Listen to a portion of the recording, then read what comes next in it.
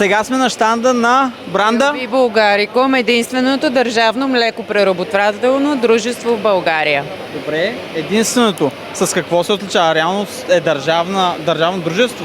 Да, държавно дружество, наследник на Сердика.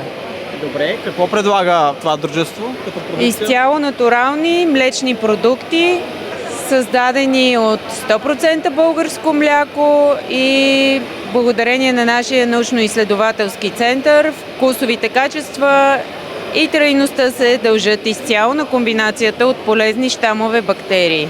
Добре, кой е вашия бестселър от продукцията, която правите? Всеки един от продуктите ни е бестселър. В момента сме номинирани за златен медал с най-новия ни продукт, който е единствен в света, пробиотичен аериан без лактоза. С над 50 милиарда живи полезни бактерии от щама Lactobacillus plantarum. Супер, яко, браво. Добре. Желаете ли да го опитате? Може след малко, кой е най-поръчвания ви и купуван продукт? Какво обича българин да консумира? Мога да ви кажа аз какво най-много обичам. Аз съм българка.